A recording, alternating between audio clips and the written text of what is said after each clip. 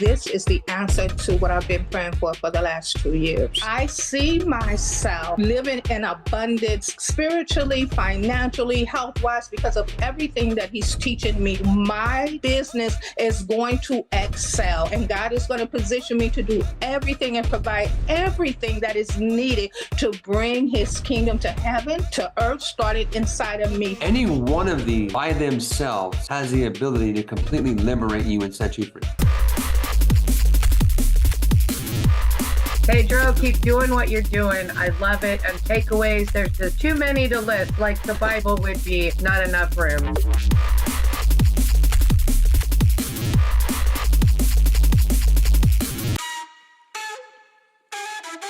It's definitely changing me. It's definitely changing how I think. This is powerful stuff. I am in action. I am not a fool no longer in my finances. Yeah. I had this enormous revelation about how God is using my past, my present, and what I have seen of him showing me for the future. And he tied it all into this kingdom formula. And I'm just like blown away by this. This is the truth. This is the truth about who God is, how his kingdom operates, and who you are. Each one of these by themselves has the ability to change the rest of your life.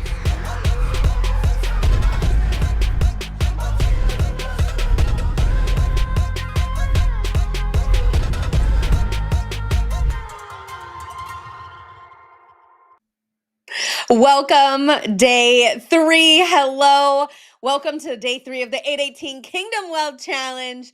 Wow. Are you guys so excited that you positioned yourself and placed yourself here? How many of you guys are just having mind-blowing moments? Drop it in the chat. Let me know that you are so glad you are here, pulling away gold nuggets, huge aha moments. I love that, Pamela. She's like, yes, me, Sherry. I am too. I've been getting and gleaning so much out of this. I've watched Pedro do this challenge, have these conversations many, many times.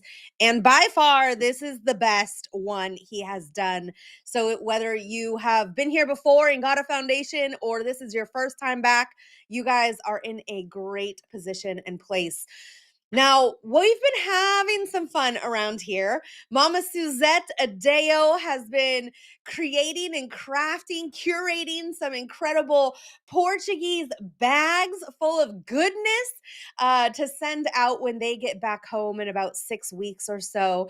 And we've been giving them away. We have some replay winners from watching day 2 yesterday. I would like to announce those. And then, of course, I think she said she's doing Portuguese jewelry or something like that today. So if you are on live or catching this replay, but if you are on live, make sure you stay on all the way until the end for those live winner opportunities. But Nancy Lynn Bebick, she won yesterday, and Tony Kennard won the replay yesterday. So congratulations, Nancy Bebick and Tony Kennard. You can go to our 828eventhelp.com, submit at the orange button down at the bottom, let them know your name, you are a winner, and your address. And when the Adeos get back stateside, we will send that out to you guys.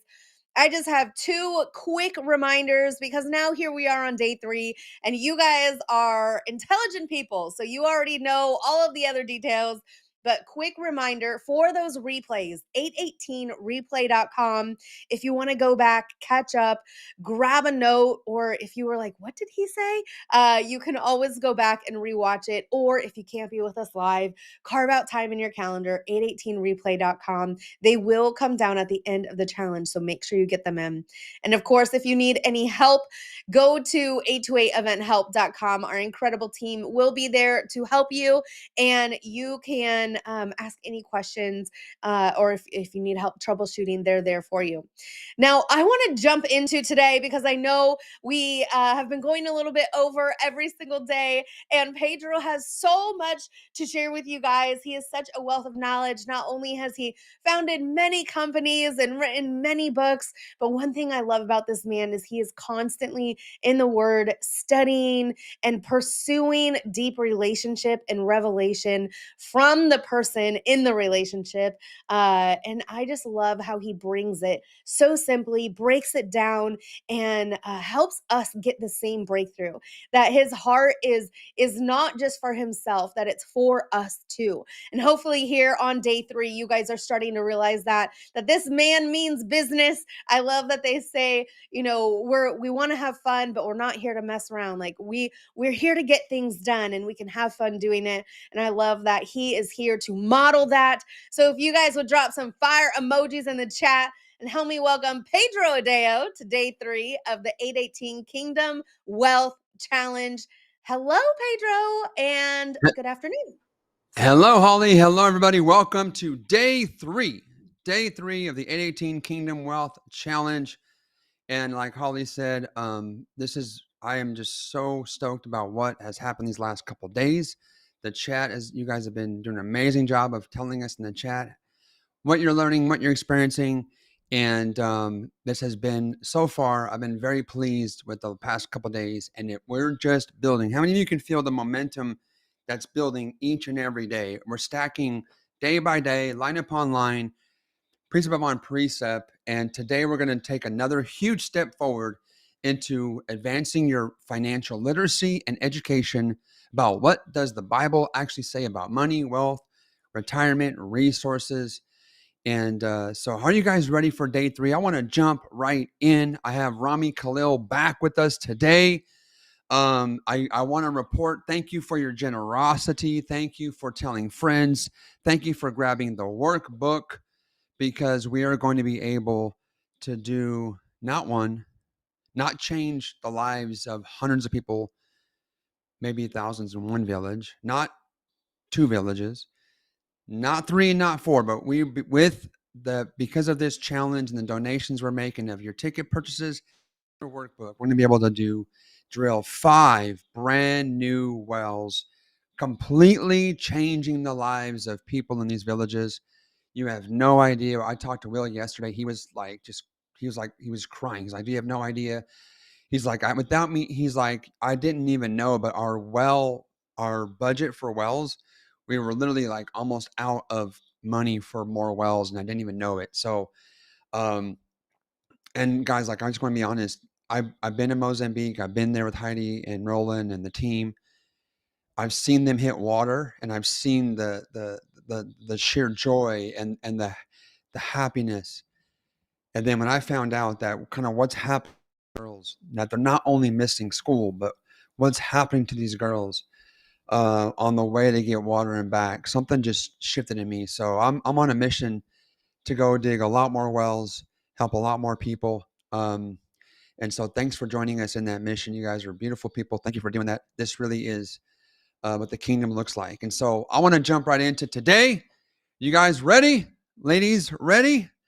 Man, we're going to cover a lot of ground today. So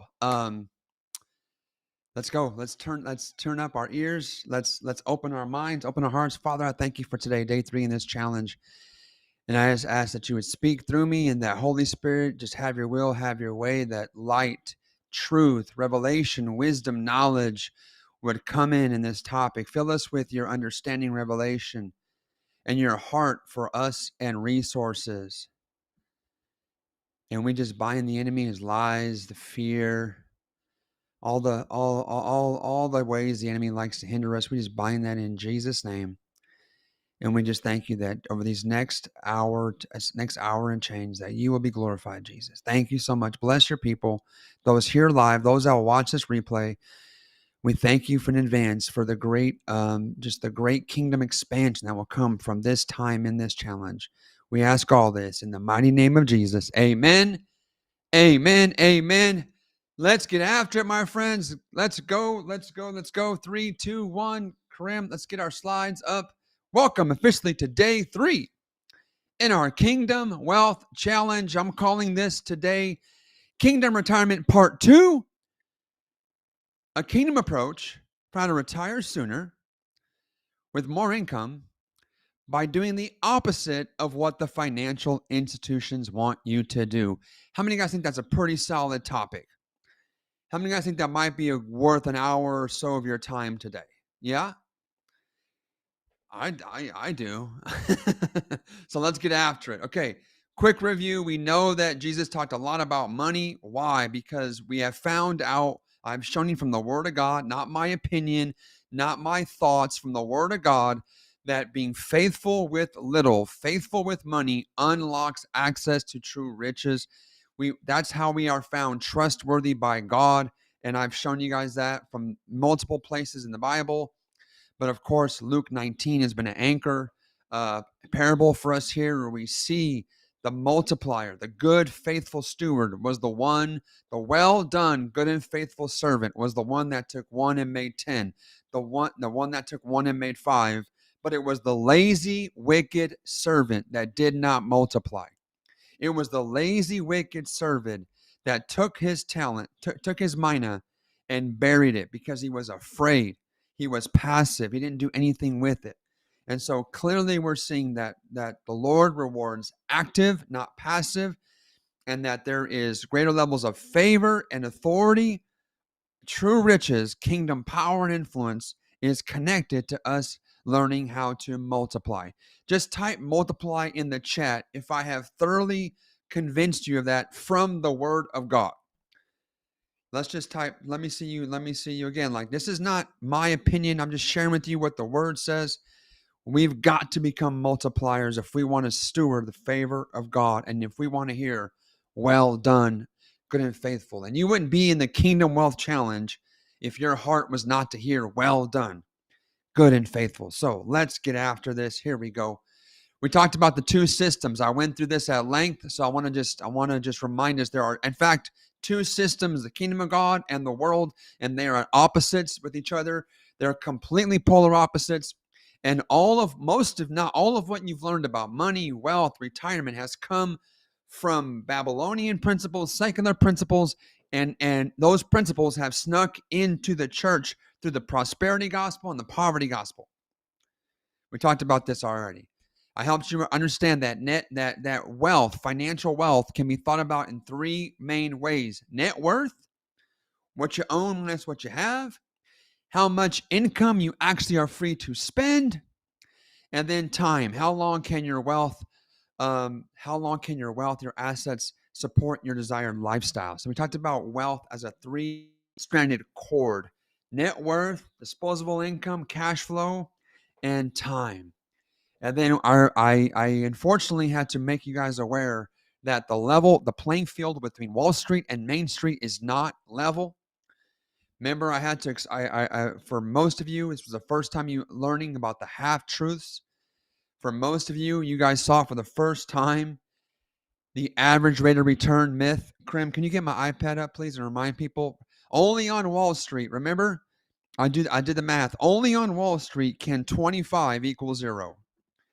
Nowhere else does 25 ever equal 0 except on Wall Street, where a 25% average rate of return could honestly could be a true fact about an account that made $0. And I showed you why. Why would they do that? They do this because they want you to think you're doing better than you are. So you leave your money there. So you allow them to do what they want with it so they can keep charging you fees. And so we went through all of this yesterday. I showed you that the impact of fees is tremendous.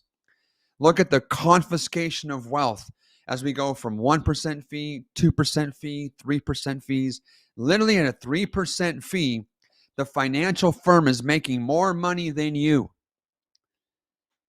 And yet it's none of their own money. They take none of the risk. It's none of their money. And yet at a 3% fee, they're making as much, if not more, than you. And we found out, Forbes proved that the average mutual fund investor is paying 3% in fees. Okay. So again, the institutions want you to stay passive. They don't want you to be an active, informed, active investor. They want you to just outsource responsibility to them, let them take care of it, put blind faith and trust in them so they can pretty much do what they want, move your money around, charge you fees that most people do not even know how much are being charged, all while giving you a false sense of security that somehow it's all going to be okay, when the fact is we know it's not going to be okay for most people. I showed you guys the Kingdom Wealth formula. That is protect, earn, and multiply. Write that down. It should be in your workbook. The Kingdom Wealth formula. Pedro, what are we going to do? I mean, if the world system isn't going to work, what do we do? Well, good thing for us. We have a kingdom system. That's called the Kingdom Wealth formula. The Lord downloaded that to me a few years ago. And it starts with protection, protecting what we have today, because Jesus said the enemy comes to steal, kill, and destroy. So in the kingdom, to be a wise steward, we first should protect what we have. And we see this. We see this with Nehemiah. Many people had tried to rebuild Jerusalem and failed. But it was Nehemiah had a plan, a better plan, a godly plan full of wisdom. And his plan was to rebuild the walls of Jerusalem first before they built the city. And here this is in Nehemiah 2. He says, let's rebuild the walls so we can no longer be a reproach. Let's rise up and build the walls. And they set their hands to this good work. And the wall was finished in 52 days. And the nations, the enemies of Israel, were disheartened in their own eyes because they saw that this was work that was done by God. And so when we talk about putting walls around our lives, walls around our financial life, protection first. And so this is what we talked about with Rami the other day, was we wanted to show you what was happening in the current stock market. Because before we talk about helping you make more money, new money, we want to help those of you that already have money in the market and stock market, help you be aware of what's happening now. Because if we do see a major stock market crash or correction, which many experts believe we are more than overdue from, then the fact is we don't want to see you guys going backwards. We want to protect what you already have before we go try to earn and multiply more. We showed you that the inverted yield curve. We talked about the 2000 crash. We talked about the 2008 crash. We reminded you that the stock market has gone down by 50%, not once, but twice in recent history. We showed you that we're near all-time record highs, even though the market has begun to break down a little bit. Even today, Rami might tell you about some stuff he did today as the market's pulling back a little bit, but we still are near all-time record lows. And we said, hey, buy low, sell high. Maybe now's a good time to possibly take some profits off the table. And so we just kind of give you like a little bit of that stock market history. And we offered those of you that have money in the market a chance to see just how much risk you're taking. It's been our experience that most people are taking far too much risk in their portfolios and don't know. I believe you deserve to know how much risk you're actually taking. And again, most people have no idea how much fees they're paying. So we talked about giving you access to data and reports that can show you exactly how much risk you're taking, exactly how much fees you're paying. And that was talked about yesterday. So made you aware that most believers, people like you who love God, are unknowingly profiting off of businesses that make money off of abortion, pornography, adult entertainment, gambling, tobacco. Many of these companies are in the S&P 500 and in other mutual funds. And of course, you're in a Kingdom Wealth Challenge. None of us would want to profit and make money with these companies involved in what is obviously unrighteous, wicked wealth. And so we talked about that. Not only can we help you identify how much risk you're taking and help you learn about active risk management, but also for many of you that desire this, I think all of you probably would, align your investments with our kingdom values. And so we talked about that. We gave you guys a chance to take your first step towards a retirement plan by going to kingdomwealthreport.com. This is all a quick recap of yesterday. I am going quick because I want to get to the new stuff. This is all review. Okay. So I told you guys that the American retirement dream is probably not a biblical lifestyle. Based on what Jesus said here, I believe this is in Luke 16. If you read this parable, it's kind of hard to walk away thinking that Jesus is endorsing the American dream retirement, where you just kind of just quit work one day and then you just kind of hang out, play golf, sit and drink tea on the porch and just kind of wait to die. Guys, that's not biblical. That's not kingdom. We're not supposed to wait to die. What is that?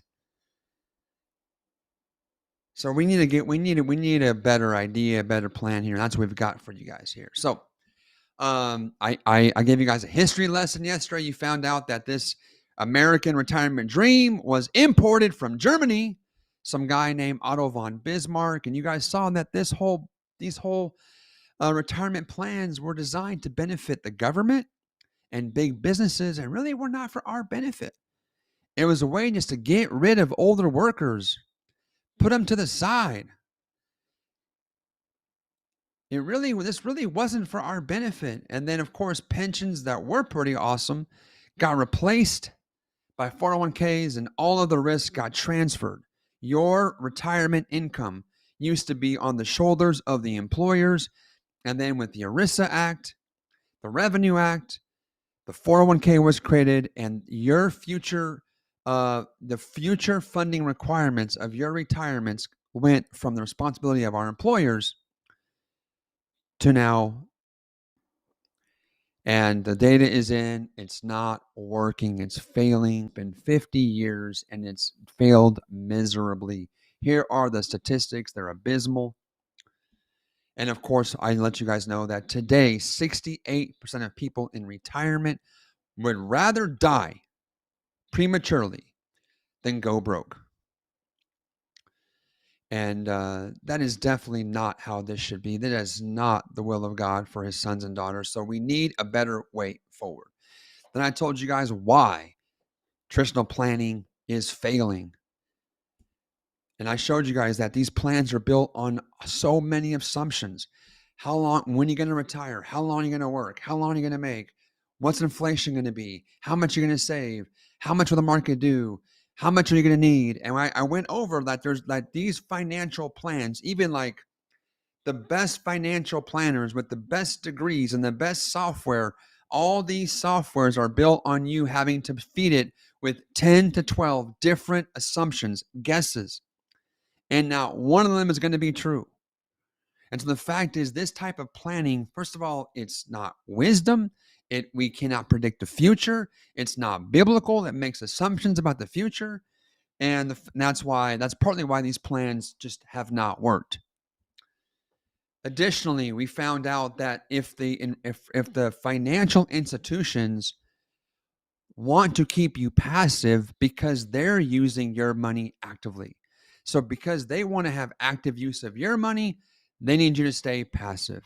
And you're going to find out today in more detail that it just takes too darn long to accumulate money being passive. I'm going to slow down now. We're caught up. Now we're into brand new material, okay? I know some of you are freaking out. You're like, you're talking too fast. Okay, now we're caught up. This is partly additionally why so many people are facing panic and fear and worry because they are showing up later in life and have not been able to save up enough of a nest egg. Why? Because passive saving strategies like dollar cost averaging into your 401k, IRA, those passively saving takes far too long. Unless you started that in your 20s, maybe if you got going in your early 30s, maybe you have a shot. But the fact is, when at that age, how many of us were doing that? Most of us were buying houses, popping out babies. I mean, barely making any money. When Suzette and I first got married, guys, literally, she was making $800 a month. I was bringing home $1,800 a month. Like when we got married in 1997, we owned a home. Our mortgage was $1,000, and our net combined income was $3,000. Right? I mean, so, and that's just our numbers. But the point is, like, it's so hard to be saving that early when you've got your career is getting started. You don't make much money. You've got a house to buy. You got babies you're popping out. So the fact is, most people didn't get started saving until far later in life. And the fact is, this plan only works if you have 30, 40 years to compound. So that's problem number one. Passive, too slow. Takes too long. How many of you are like me, are realizing that we really are playing a finite game with this body? We have an infinite game. There's an infinite game we're going to get to play later. But on this side of heaven, this is a finite game.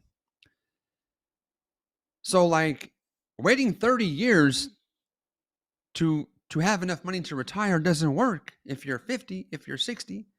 So that's the biggest problem. We have to go from being passive to being active. Write that down. Big point. You have to go from passive to being active because passive saving takes too long. And for most of you, you don't have that runway in front of you. How many of you don't have 30 years to save up for retirement? Yeah. I mean, I'm looking at you. I don't. I'm 50. I know some of you here are a little bit older than me. There's some youngsters who snuck in this call too, but guys, no one's got time for that. And the second problem is, even once you retire and you have a nest egg, you can only take out 4% of your nest egg for income. Write that down. That's a big problem. And we're going to spend the bulk of today talking about that problem right there. That 4% rule is what's killing people's ability to actually retire successfully. It's keeping many people stuck in jobs they working too long.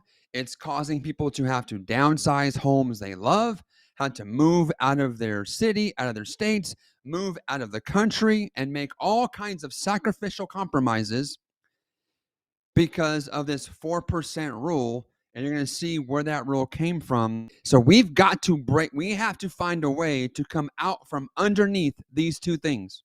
Okay. You are here to take dominion over money. That's part of what you're here to learn. But the problem is, if you're following traditional, secular, worldly advice, even the best in class financial advice from the world, you are now under the world system, and that system is putting people in bondage. And now you are under money. You were never made to be under money. You were created in the image of God, you and I, to be over, to rule, and to reign. And so, of course, these don't work because we're under the influence of a broken system.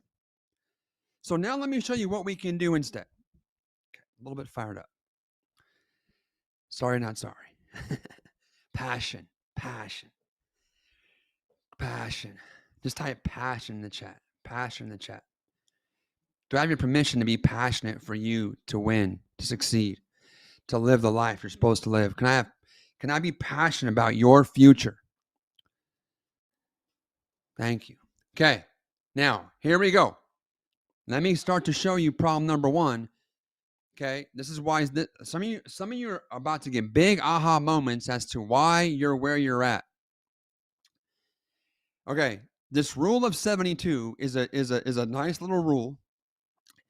And the rule of 72 helps us do some quick math to understand how quickly does money double.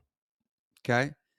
The ability to multiply and double money, the rate at which you double money is probably the number one most important determinant to the type of retirement you're going to ever get to have and when you get to have it. How many would say that a 7% return is pretty good? Not average 7, I mean a real 7. I mean a real 7. The fact is, that's probably about what's happened the last 30 years, is a real 7. So let me show you, if you make 7% real, not average, real, well, you take 72 divided by 7, and that means that money doubles every 10 years. You guys see that? You take 72, divide that by 7, and that means money is going to double every 10 years. So if you got $25,000, you got to wait 10 years. If you have $25,000 in retirement, it's not going to, you're going to have to wait till 2035 to have $15,000, to have 50. And you have to wait till 2045 to have 100, and 2055 to have 200,000.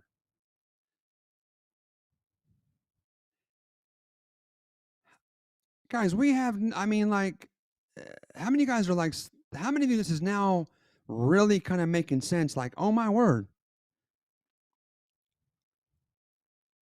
No wonder I'm not further along. You guys, do you know how long 10 years is? Guys, I'm 50.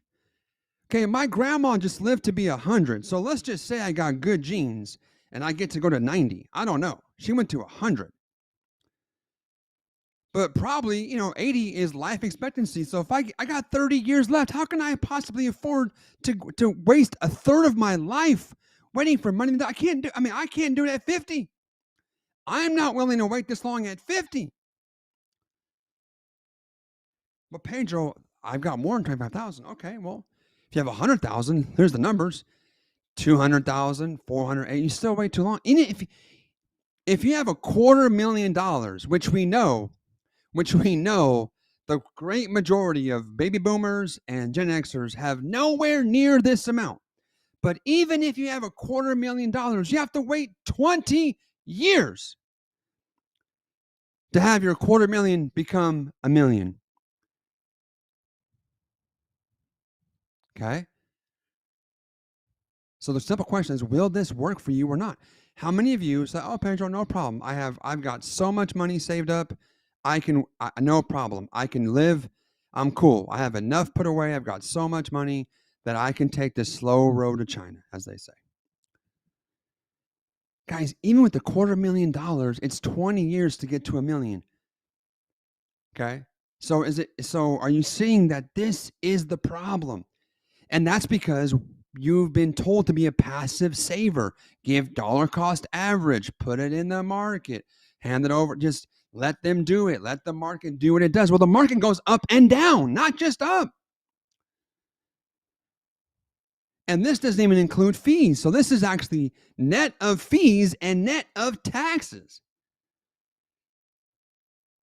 Okay, so this is not going to work. So let me show you guys the dramatic difference and why I'm imploring you to stop being passive, back control over your future and your money, and learn to be active. Here's why. But before I show you that, let's just say you got $1 million. Let's say you got $1 million. Let's say you won the retirement lottery. You got $1 million. This is like everyone's dream. Oh, Pedro, if I can just retire with $1 million. Okay, let's say you achieved $1 million in retirement.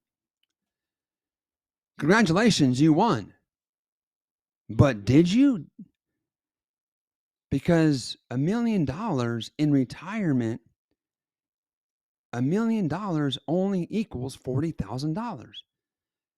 Because once you retire, now you're no longer working. You don't have any more earned income. Now that $1 million has to provide income. And that's where the 4% rule kicks in. And I'll show you why that 4% rule is like gospel in the traditional planning world, which means once you retire, their $1 million nest egg now equals $40,000 a year, which in California, where I'm from, that is basically poverty level income. So you can be a millionaire, have $1 million 401k IRA, but only be able to withdraw an annual income of poverty level. That is crazy, Michelle. And someone's like, well, why only 4%? Why can't I take more? Because you can't take more, because this guy named William Bengen, a financial planner in 1994, actually did some crazy research to determine how much can you safely pull out. And he literally analyzed 50 years of stock market data, some great times and some bad times. He did a very thorough job. And what he found out is that 4% is the number. 4% is the most that you can withdraw from your portfolio to be able to have a 30-year retirement without going broke before you die. And at 4%, you also can adjust that. You're also able to adjust that income up every year for inflation. So 4% with an inflation adjustment every year, and that's what you can be able to safely take and have at least peace of mind that you can have years in retirement without going broke. Okay? Is that making sense? Again, remember, the number one fear of people in retirement is growing broke before they die. Nobody wants to be a burden on family, on friends, on their kids and grandkids, on society. So that's where the 4% rule came. The guy tested all kinds of scenarios and he found that's the number. So here's what happened. It was a 75-25 stock bond allocation. That was found to be the ideal allocation. By the way, most of you probably don't even have that much stock. The typical portfolios we see today in the office are usually 60-40. Which means they won't even do this well. He analyzed real stock market returns, not hypotheticals. He looked at the real returns of 50 years from 26 to 76, which included some booming times and included the Great Depression and a war. So this was a very good sample size. And he assumed a 3% inflation rate every single year, which meant you're able to get a little bit of more income every single year. Those were some of the key assumptions, okay? But here is the limitations. Assumed spending being fixed every single year. That is not proven to be the case when people retire. When people retire, they tend to spend a lot more money in the early years. Does it make sense that you might spend more when you're younger, healthier, more adventurous, that you may travel more? Okay. There's this thing called the go-go, slow-go, no-go, right? That the first phase of retirement is the go-go years, traveling a lot, having lots of fun, going places. Then we kind of slow down a little bit more, and then we may have the no-go years. We're kind of just chilling at home, right? So the fact is, the 4% rule is limited, and it assumes linear spending, but that doesn't really line up with how we live. It assumed only 30 years. What if you live longer? Can you imagine, like, oh my God, I don't want to live longer. Like, please take me now. Can you imagine wanting to not live as long as God would let you live, simply because you're worried about running out of money? It also assumed the future will be like the past, which is not a great assumption. It assumed inflation would only be 3%. How many of you know that inflation is not 3%? You know that is a hill of, you know that is a bunch of you know what. I'm not a conspiracy theorist per se, but when the government tells me inflation's only 3% because they want to keep interest rates low because they owe $36 trillion, I'm inclined not to believe them because they have a very, very heavily vested interest in artificially keeping interest rates low. If you owed people $36 trillion, would you rather have a 1% interest rate or a 5% interest rate? So, my friends, I'm not some conspiracy theorist, but we can't be this naive. So, inflation is not 3%, and I can prove it to you. Oh, and by the way, this 4% rule is still overshot because it didn't even account for taxes and fees. So, first of all, rent. So some of you guys pay rent. You got to live somewhere, right? Rent is up 54% in the last 10 years. 54% in the last 10 years. Over 5.5%. Food's up 23% just the last 4 years. Okay, that's not 3%. And drug prices are up 30%. So the stuff that like we're actually buying, I mean, meat, milk, eggs, I mean, God, it's a joke. Like who are they trying to kid? Hopefully not you. So inflation is well beyond 3%, which means that even the 4% rule is going to probably blow up. So this is the 4% rule being applied to $1 million account adjusted for inflation. So with just, the perfect example of the study was no fees, no taxes, only 3% inflation. Then that's that blue line. There's your income. Starts at $40,000 and it increases. And now you have $94,000 of income by, 30 years later, because you've got those little cost of living adjustments. But here's the problem. The red line is reality. How many of you think the IRS is going to stop taxing you once you retire? Is there any chance that's going to happen? Absolutely not. How can someone that owes $36 trillion and the only way they can pay for it is taxing people? Tax or tariffs? Why do you think Trump's doing tariffs? He's trying to pay the debt, man. Like, the only way a government can create income is taxing its people or taxing other people. That's what tariffs are. Tariffs are taxes on other people, other countries, and taxes are taxes on our people. And the fact is, the bulk of retirees and pre-retirees, we were told, you guys were all told, to max out your 401ks. Max out your IRAs. Every single dollar in an IRA and 401k is subject to ordinary income tax.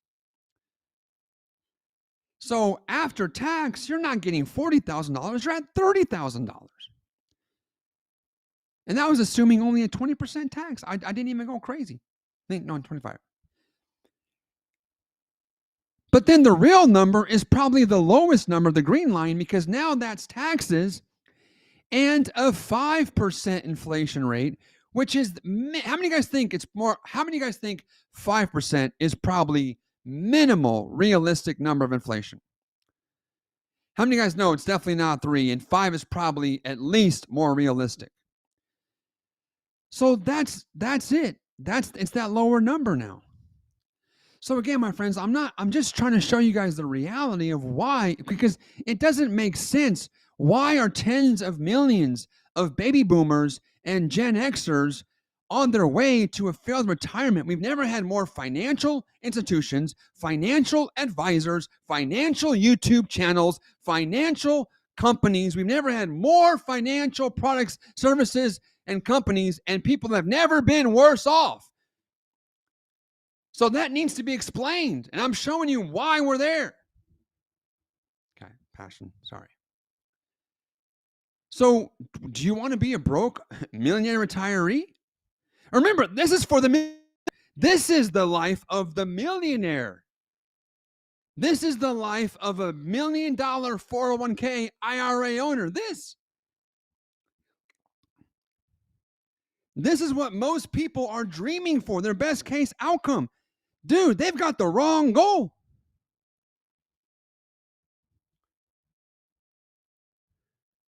Okay.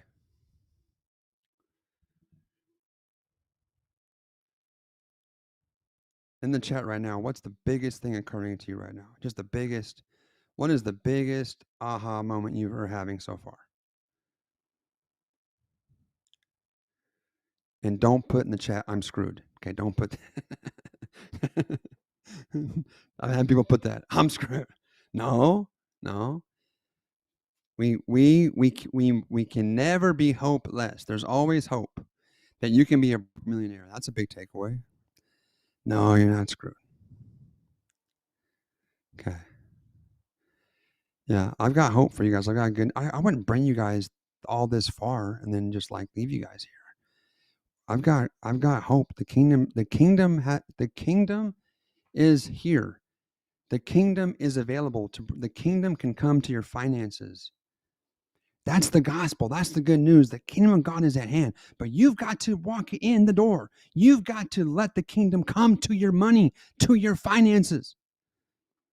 How many guys are seeing that? Okay, let's go. So, warning. I'm not to warning. Probably should have done this sooner. Warning. I'm about to do some very advanced math. Okay, warning. I know some of you get very nervous when people do math. So I want to warn you, I'm going to do some very advanced math. It's 3rd grade level. What do you guys think? You guys think you can make it? So am I going to see any comments? Oh my God, I'm so confused. Oh my God, I'm so lost. Am I going to see any comments about how I'm so confused, how I'm so lost? Because I'm going to do 3rd grade math. And as I look through the Zoom screen, I see a lot of people who are far older than 3rd grade. Okay, are we good? I'm just having a little fun. I'm not trying to be snarky. Monty Flack, give me a thumbs up. Can I get thumbs up that we're good to go do some math? Where's all my math phobia people? I don't like numbers. I hate numbers. I'm not good. You are made in the image of a God who loves numbers. One of the books of the Bible, it says called Numbers. You can do numbers. I can assure you. I promise you can do. And we're going to do 3rd grade level math. Are you ready? Okay, let's go. Let's go. Okay. Now, let's not talk about hypotheticals, but now let me help you get visibility into your own personal situation. How many guys that'd be helpful now? You're like, Pedro, I need to know, can you show me, can I see my numbers, my situation, please? Okay, here we go. And we're going to take our time to leave no one behind. Remember, this is like 3rd grade math. And I'm going to take you step by step. You've got to follow along. Pen out, paper out, either notebook, workbook, I don't care. But if you don't write this down and then you say you're lost, it's your fault. So don't be that person, okay? Like just get the freaking pen, get the paper, follow along at home, and then there's no way you'll be lost because this is 3rd grade math. There you go, Mark. Sherry Walter, let me see your paper. I trust you. You look very studious. The women are usually better than the men. The men, you guys are kind of lazy. The ladies usually are a lot more kind of follow instructions better. Sorry, guys. Let me see. John Peck, where's your notes? Show me your notes, John. John, see? John's having a pen. I knew it. guy I called on doesn't have a pen. The first guy I called on busted. Oh, there he goes. Finally. Took him 3 minutes to find a pen. Guys, don't be stubborn. Get the pen. Come on. Get the paper. Okay, here we go. Let's help. I said we can have fun too, right? We're having some fun. We're not playing around, but we're having some fun. Okay. Let's help you figure out your numbers, see where you're at. Again, doesn't matter where you're at, ahead, behind, it doesn't matter. What matters is what you do going forward. Okay? All right. So here's where we're going to start this. The question that we're going to start with is, what is your desired or needed net monthly income? Now, I'm not going to ask you to give me a guess from 5-10 years from now. How many of you, if I was able to wave a magic kingdom wand, which I do not have one of those, by the way. There's no magic in the kingdom, actually. But, just for fun. If I could wave a magic kingdom wand, he's so okay retiring right now. You're like, yeah, I don't really feel a super strong calling to my job anymore. If I didn't have to work, I'd be so okay finding something else to do. Okay, so I don't want you to guess the income you're going to need in 10 years because you don't know. But you should know how much income you need right now. True or not true? So tell me how much net monthly income you need right now to support your current lifestyle. That is a number you should know, or at least could get pretty close to guessing. This is net. This is net. Net is net. Net. Expendable dollars, right? Okay. Love it. Some of you guys are already in the chat. Fantastic. Okay. This is a known number. Should be a known number. You should know if your income now is enough, more than enough, or not enough. Okay. I'm going to use an example of just $4,000 a month, which based on this list is very low. You guys are all putting in mostly much bigger numbers. But okay, I went low. Only $4,000 for this example. Okay. Can I move on? Everybody good? Everybody got step one? No one left behind. Okay. Step two. Take your number, take your monthly income number, and times it by 12 to get to an annual. So far, so good? That's not hard. So in my example, I took 4,000 times 12. That's 48,000. Now take your number, times it by 12. And that's your annual net income requirement. Okay? If you want, throw that in the chat.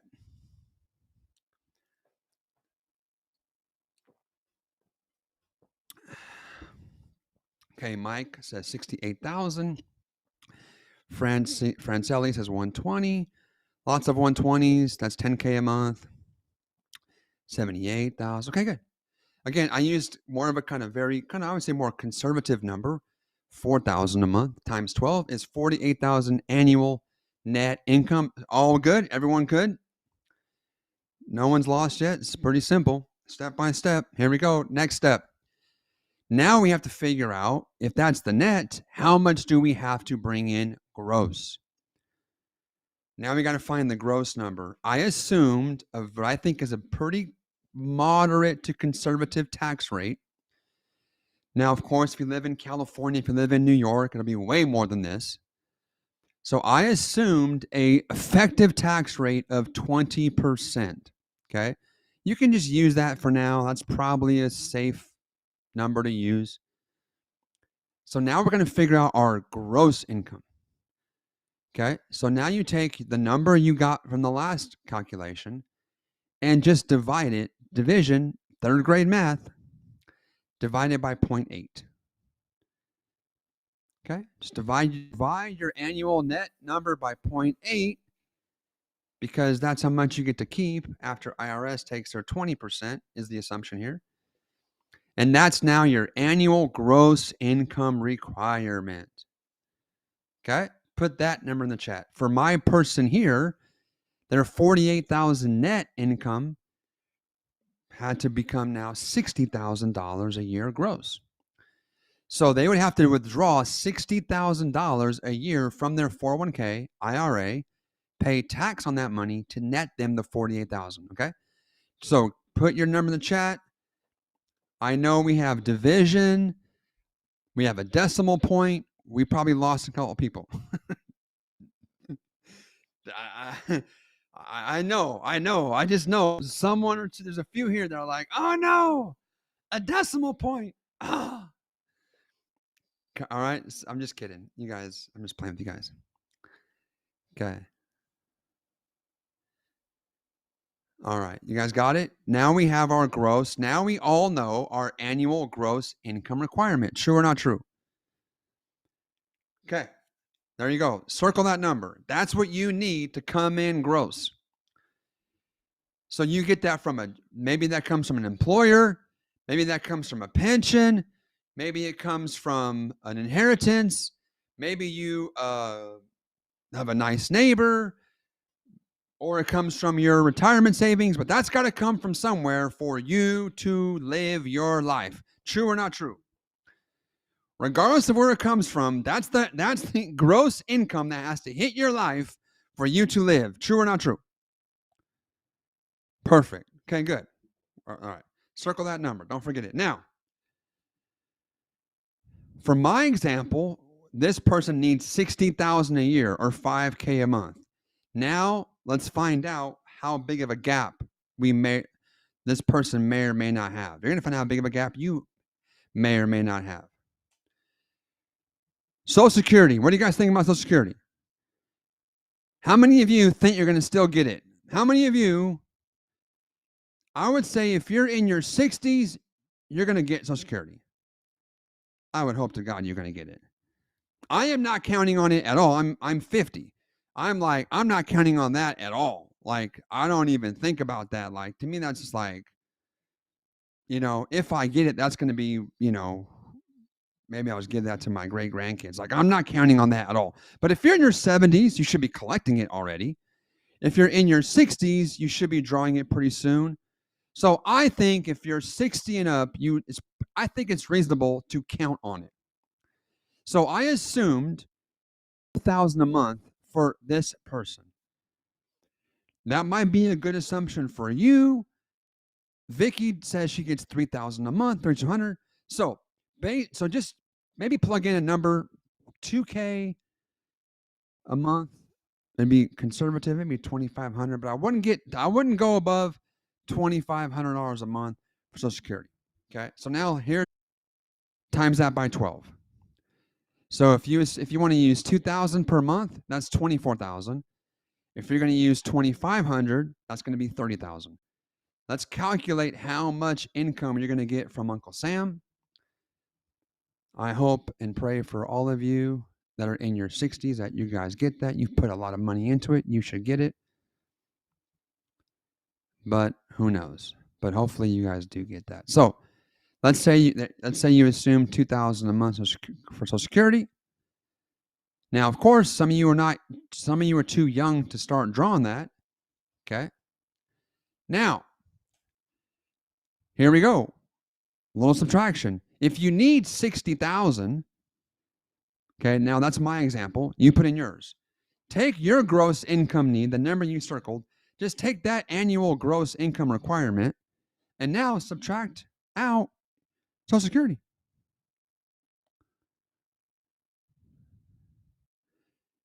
And that number is either your income surplus or income deficit. In this case, in my example here, at someone who wants to have $4,000 a month to spend, right? Even after Social Security, they're still short $36,000. So if you're negative, put in the chat, tell me how much you're negative. If you have a surplus, you can retire. If you're eligible for Social Security and you have a surplus, you can technically retire. Okay. So seeing lots of negatives, which is normal, income gaps. So if you have an income gap, now some of you may have a pension. If you have a pension, you would then that pension would fill some of the gap. Most folks don't have pensions, so I'm going to assume no pension income. And now, here's how we determine how much retirement you need. We take the income gap, 36,000. Take your income gap. So Amy Cassidy is 123. Evelyn is 23. Melissa, it's 48,000. Gabriel, 126. Kitty, 90. Take that number you put in the chat, that number, which was your income gap, divide that by divided by 0.04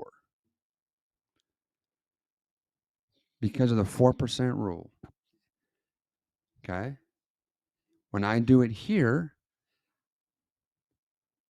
to fill an income gap, here's where kind of the light bulbs come on. To fill an income gap of $36,000, a $900,000 401k or IRA is required. This person needs to have 900,000. Michelle says she needs $2.4 million for her to retire on the 4% rule. Kelly needs 3.9. Amy needs 3 million. Anne needs 1.4. Lindsay Wyatt needs 5.6. Melissa 1.2, 1.8, 600,000, 3.1, 3.9, 2.1. Flo $1,050,000, $1,004,000. Diane. Candace 1.2. Latrella 1.6. Dion 1.8. Howard 2.4. Okay. So now we only have one last thing to do. Subtract that, what you need from what you got. So in this example, I assumed this person already had $200,000. So 900 minus 200 means they have a $700,000 retirement shortfall. So Maureen put 3.1. Ray Barber put 930, 2. So take what you need from what you have in retirement, and that's the shortfall. That's how much more wealth you've got to accumulate in that 401k, in that IRA, to retire successfully on the traditional path. What's your shortfall? Evelyn, 420. Nafana, 1.5 million. Lisa says 1.7. Guys, these are not small shortfalls. 920, Sherry. Tracy's 2.5 short. Marcy, 1.8 short.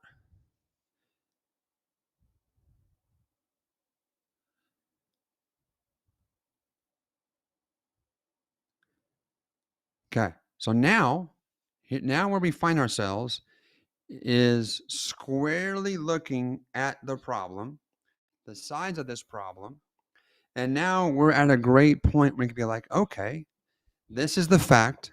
This is what is required if you're going to stay on the traditional path.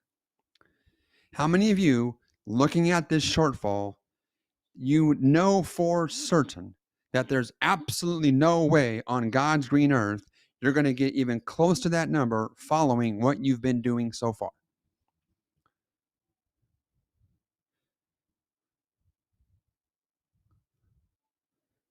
Okay, I want everyone to answer. When you look at your shortfall and you think about your current age, what you currently have been doing, I just want us to acknowledge the reality that I would imagine that for most of you, there's absolutely no way you're going to get there doing what you've been doing. Your current plan is not going to work. We have to establish that. You've got to own this problem. You've got to own that this current path and plan doesn't work, because you will not have the motivation you need to get on an alternative plan if you still think this one's going to get you there. And by the way, if you are that person that began plowing money away when you were 25 years old, and you can make this plan work, because there are some people that can make this plan work. Now, they're the exception. They started really, really young. They put a lot of money away. They avoided some landmines. But for most of you, the present plan you're on is never in a million years going to fix this in time. Can we agree? And just staying at work, working to your 70s and 80s is not really up to you. Someone has to want to hire you. And how many of you know that age discrimination is very much a real thing, even in America?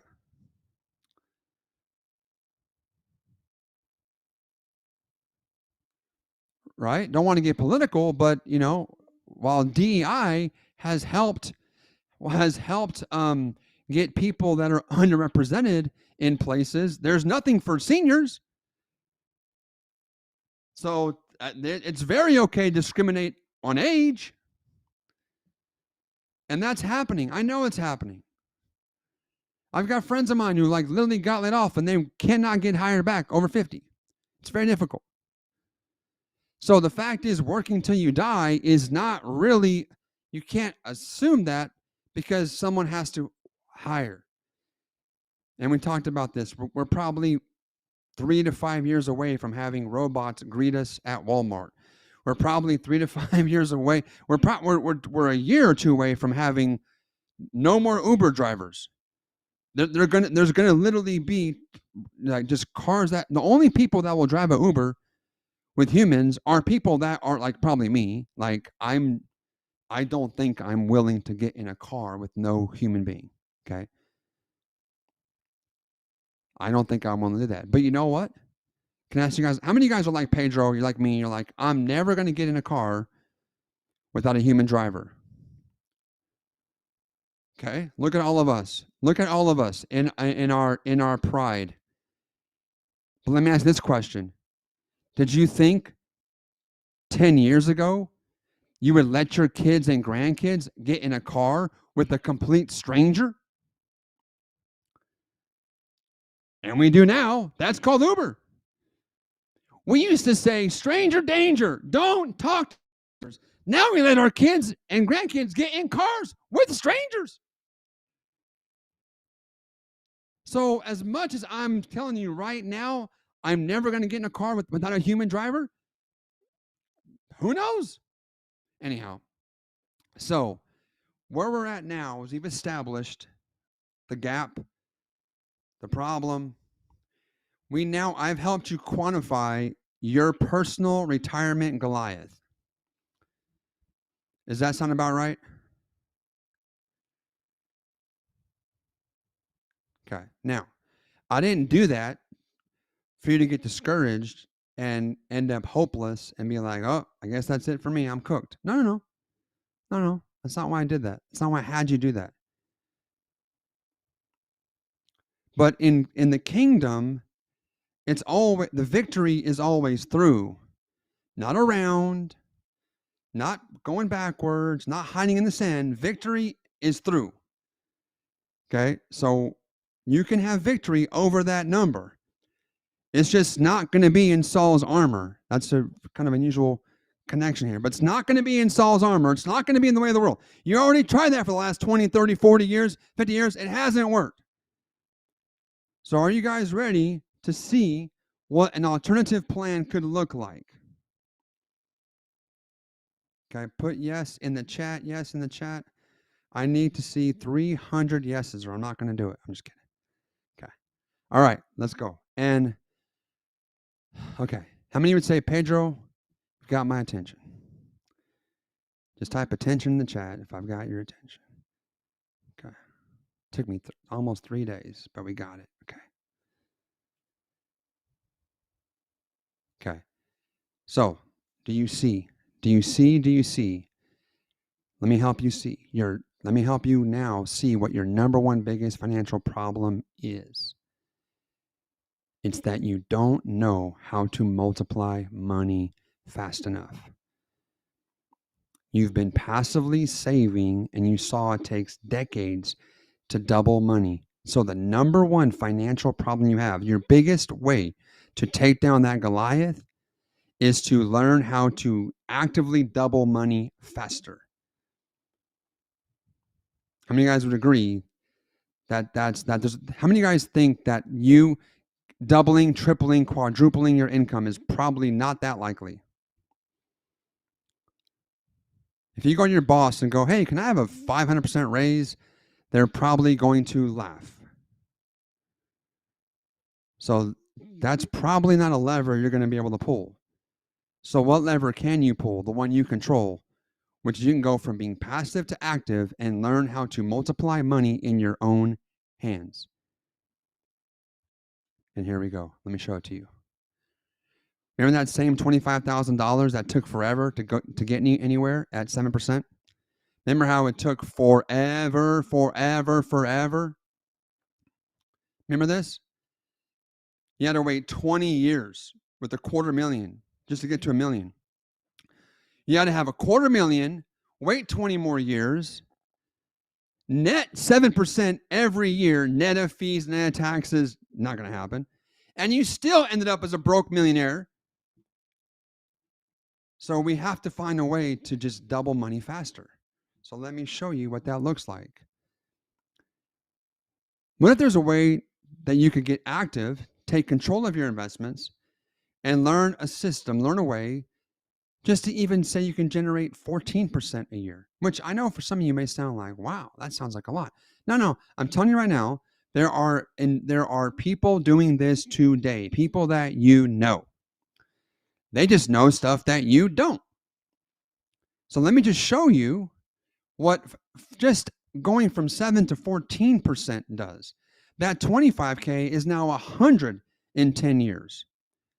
And it's 420, and it's 1.6 in 30. You're like, well, Pedro, I've got more than 25K. Well, if you have $100,000, now that 100 goes to 400 in 10 years. 1.6 in 10 more, and now you've got a ton of money 30 years from now. And $250,000 retirement at 14% by you actively trading. That's not you going into some mutual funds or buying the index. No. This is you learning how to multiply money through a skill set in your hand. And now $250,000 can become $1 million in 10 years. How many of you guys think that this looks a lot better, Pedro? You're like, this might actually work for me. How many of you guys are like, I'm good here. This gets me to my numbers. Some of you are like, even at 14, it might not be fast enough. Okay, well, let me show you what happens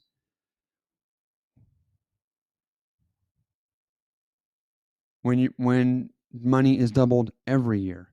Pedro, that's not realistic. That doesn't sound even possible. That sounds like a fairy tale. No, it's not. It is possible. And you know people. Now, you may not know that you know these people, but you know people who are doing this right now, who are generating 100% annual returns or more. They're doubling their money every year or more. And here is the power of this. That 25K, which was nowhere near enough, but now doubling every year, is way plenty more than enough in 10 years. This is the power of multiplication. Doubling every year, less, Lindsay, which is never going to happen passively. Never going to happen passively.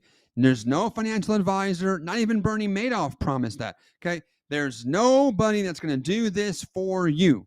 I want to be clear. I am not here offering you an investment fund. I'm not here selling you some piece of real estate project. I'm telling you this is not going to be available. There's no product you can buy that will do this. There's no hedge fund that will do this. There's nothing that will do this for you. But Deuteronomy 18 says God has given you the power to create wealth in your own hands. And you can learn to do this in your own hands. I know that for a fact because we have people that we have trained to do just that and more.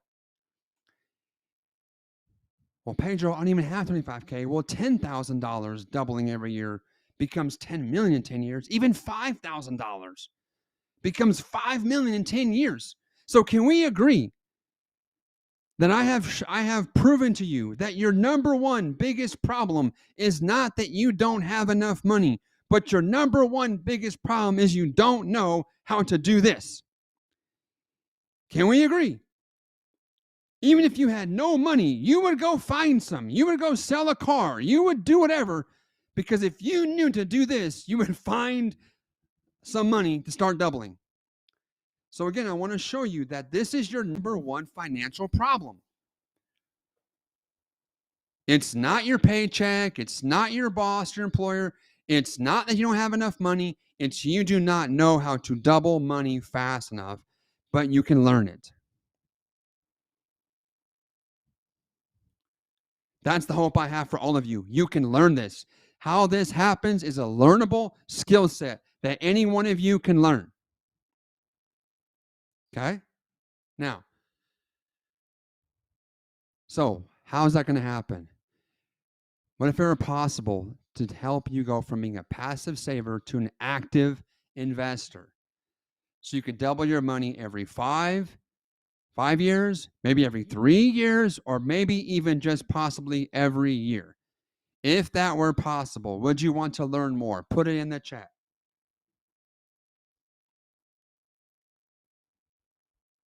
Okay. All right. So, how much sooner would you be able to retire?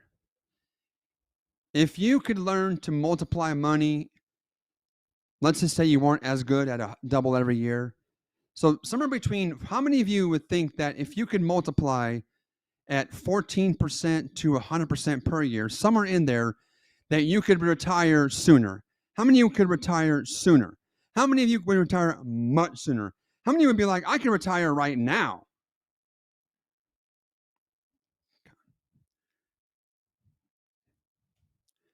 How many of you that are already retired would have way more income than you currently have today? And let's not mention the peace of mind. Now that you're not relying on the stock market going up and down, wars or no wars, rates or no rates, this is something that you can do to make money with your own hands, and this using a skill set in up markets, down markets, flat markets, doesn't matter. Imagine the peace of mind. Oh, Pedro, I have peace of mind. I just trust in God. Well, listen, we talked about that on Monday, and we all got honest. As much as we know we're supposed to trust in God and not worry, we all confess that most of us worry about money more than we want to admit. And God gave us the power to create wealth, to lord over money. So this peace of mind is actually worth pursuing. Now, we're not putting our trust in money, but there is a sense of peace, an additional sense of peace that you can have when you know that you've put the time in to learn a skill set to take dominion over money. That's a confidence that you should want. And God gave you the power to do it. You guys seeing this? So here we go. Okay. All right. Well, of course, this is possible. I wouldn't have done all this. How many of you guys would like to start learning now? Okay. So to help me teach this to you is the person that is now has taught this to himself, has learned this himself, is actively doing this now, highly profitably with his own money. And he's now taught this to hundreds and hundreds of people in our 100X community. So 818 challenge, please blow up this chat. Help me welcome back financial advisor, co-founder of Fortress Financial, and highly profitable and skilled option trader and trainer, mentor, Rami Khalil. Rami, are you there? Rami, talk. I can't hear you. You're muted. Rami is a better option trader than he is an AV guy. I can assure you of that. Try it again now, Ram. Still muted. Still muted. Can you guys hear him? I can't hear him. Rami, you're muted. Okay. We're going to let Rami figure this out. Okay, so I'm going to just get this thing going. First of all, now that we're focused on solutions, okay? How many of you fully own the problem that you face? Hey, Rami, go ahead and talk. Can you hear me? We got you now. Okay. So now that we have fully embraced the problem, we're going to shift gears and talk about the solution, okay? So, Rami, welcome to the call. We're going to get right into this. How you doing today, my friend? Good. How are you? Good. I know we talked earlier. You've had a very profitable morning before most people even get out of bed. You had a very profitable morning. Okay, we just lost Rami's camera. Not sure what's going on over there. Okay, there you go. All right, problem solved. Okay, thank you. We talked earlier, you had a very profitable morning before most folks woke up. Yeah? Yep, it was. And it was great to see, and to see everyone else who was able to follow along and do the same. Okay, so Rami and a lot of our students did quite well this morning. We're going to talk about what they did this morning tomorrow. Today we're going to talk about a different concept, but here we go. Let's just jump into this. Ram, you can just kind of stand by. I'll come to you for some commentary, but let's just get right into this. Let me get my slides back up, Karim. So here is how we're going to begin to help you multiply much, much, much, much faster by becoming an active investor. You're going to have to employ leverage. Type that in the chat. Leverage, leverage, leverage, leverage. Okay? It is impossible to create wealth without leverage. It's just impossible. And it's not going to happen. You're not going to get there. Okay? Like, to get from America to Europe, a bicycle cannot get you here. A car cannot get you here. You have to have the leverage of an airplane. There are some places that you need an airplane to get to. Leverage is a force multiplier. I just want to make this very clear. I'm not trying to overhype this. I want to be very direct. You're not going to be able to generate these kind of returns without finding a way to employ leverage. It's a force multiplier. Just like this little thing here.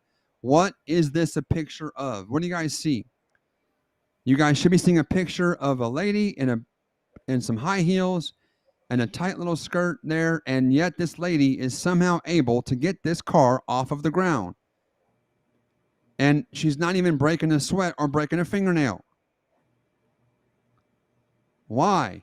Because she's imploring the use of leverage. This jack, this tool. She's able to turn that crank a little bit, and off that car comes off of the ground. That jack takes her, the power that she gives it, and it multiplies it. Is this making sense? Okay, let this be simple. This is simple. Let it be simple. Okay, so this is simple. Leverage. We need to find leverage. Now that's a form of like physical type of leverage, strength leverage. Now let's talk about how do we get leverage with financial leverage. You guys ready? Financial leverage. Okay, there's three main asset classes. There's stocks and bonds, there's real estate, and there's business. I'm involved in all three. Okay. I'm an entrepreneur. I'm a kingdom entrepreneur. I love doing business with God, creating businesses. That's awesome. There's a lot of leverage in that. I love investing in real estate, owning real estate. There's a lot of leverage in that. I can also tell you there's tremendous amount of risk, heavy amounts of capital requirements, and things can go terribly wrong, and you can end up way worse than how you started. Ask me how I know. So today, to keep things simple, I'm going to show you financial leverage using stocks, because that is the simplest place for you to access financial leverage using a laptop. and an internet connection anywhere in the world without having to create a product, create a course, become an influencer. You don't have to have an email list or a TikTok channel. This is the simplest, easiest place for you guys to go get access to financial leverage. And that's going to be in the stock market, which all of you should be somewhat familiar with. So how are we going to do that? How is Rami doing this? And how is Rami training people just like you to do that?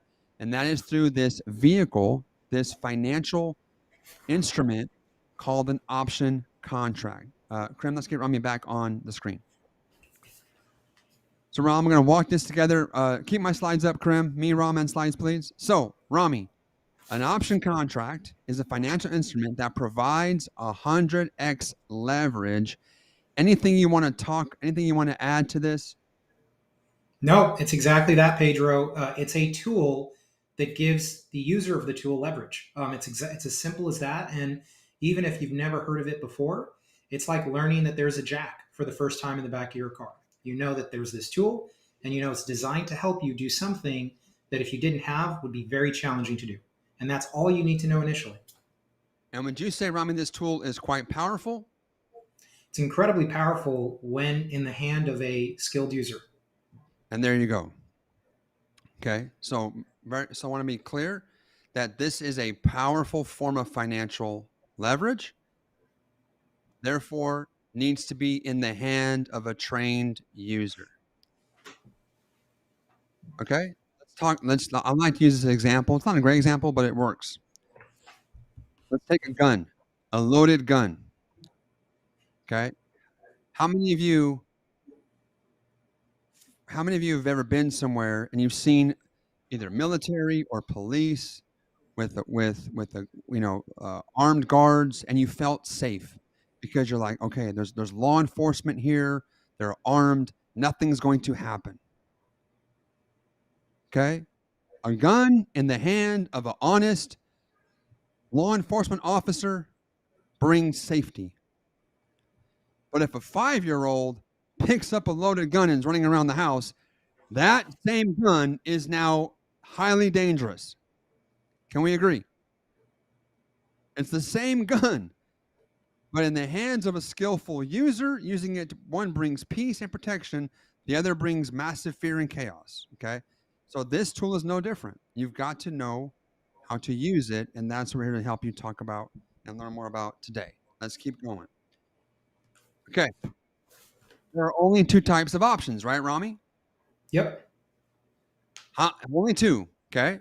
So again, we're going to keep this uber super simple. Only 2 options. And Rami, those are call options and put options, correct? Yep, you got it. Okay. Rami, there's only 2 things you can do with these options, correct? You can either buy them or you can sell them. Okay. So we're going to take a break. We're going to take a quick little pause. Make sure no one left behind. What have you learned so far? You've learned that there's a way to get leverage, and that without leverage, you cannot collapse time. There's no shot at closing the gap, staying passive, saving with no leverage. So you're going to become active. You're going to grab some leverage. The way that you get leverage in the stock market is this thing called an option. There's 2 kinds of options: calls, puts. And you can either buy them or sell them. And that's it. That is really it. It doesn't need to be any more complicated than that. 2 types, and you only need 2 things. Okay? So far, so good? Okay. So, Rami, I'm going to actually... So why would somebody, Rami, buy a call option? Why would somebody buy a call option? We're going to talk about calls today. Why would somebody buy a call option, Rami? They would do that if they think a stock is going to go up. They think the market's going to go up or the stock's going to go up. They would buy a call, and they would use that tool to focus on optimizing growth. They could either just buy the stock if they think it's going up, but if they have the skill and want to maximize their growth, they would use a call option. Yep. So anyone that thinks a stock is going to go up can buy the stock and make money, but they can make more money, higher rates of return, if they're right, if they buy the call option, because it gives them leverage. We're going to talk a lot more about buying options tomorrow. Okay. Tomorrow we're going to talk all about buying options, because people typically buy options when they want to grow their money fast, much faster. How many of you really need to grow your money faster? You're more in that like 100% double every year kind of conversation. Okay. Then we're going to go deep into that tomorrow. Today, I want to focus more on selling options, which is what people do, Rami, when they want to do what? When they want to generate income. When they want to generate income and do it without having to honestly invest a ton of time every week, they learn how to sell options for income. Okay. So we're going to be talking these next couple of days about income today, growth tomorrow. Why income? We just spent all of our time today talking about retirement income. And I believe that many of you are about to see an opportunity to meet your retirement income needs much quicker by learning how to use this thing called an option contract to generate income on the money you already have. Some of you are about to see that you actually have enough money to retire.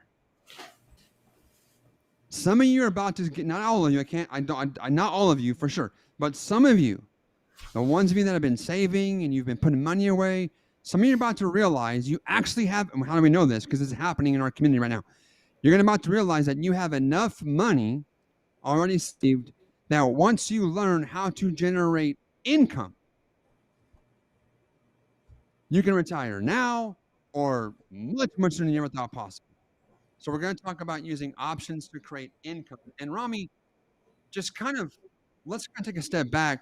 Why did you even go down this road? Why did you even want to do this? Because you've spent over the last, I think, 5, almost 6 years learning how to create options. I know you've spent well over $100,000 of your own money in coaches and programs and courses and boot camps. What possessed you to want? I mean, you're already really busy with what we're doing. What possessed you to want to even go down this path of learning how to help people in retirement or planning for retirement generate much higher income? What had you want to go down this path, Ram? Because I actually, you guys should know, Rami asked me about this 5 or 6 years ago, and I told him that this was a waste of his time, that I didn't want him learning this. I wanted him to focus on Fortress, on our financial business, on just helping our clients, and let's go get more clients. And I said, don't waste your time with options. I heard those things are risky. I heard it's risky. I heard it's complicated. Don't worry about that stuff, man. Leave that alone. Just focus, focus. And so that's the advice I gave Rami 6 years ago. And Rami, what'd you do? So I still went down that path, and I went down that path one of the only times where I continued on after seeking advice and counsel from you, but I really felt that I was supposed to. Something actually, everyone, to be honest, I prayed about, and I was just like, no, I really feel like I am supposed to learn this. And what became something that I was learning as a passion, as an interest to go deeper in my career, became something that very quickly I had a light bulb moment, because it happened at a time where overwhelmingly I was meeting more people in one-on-one client meetings, people who responded to meet with us to schedule an appointment to see how we could help them with retirement planning, with investing.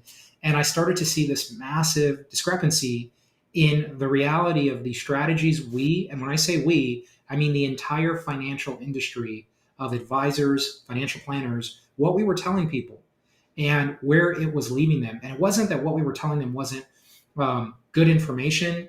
All the things that you guys have all heard, don't spend more than you make, save, all of the things, Pedro, you've already talked about. But here was the truth. And this actually even happened this week, Pedro, in meetings. It still happens every week.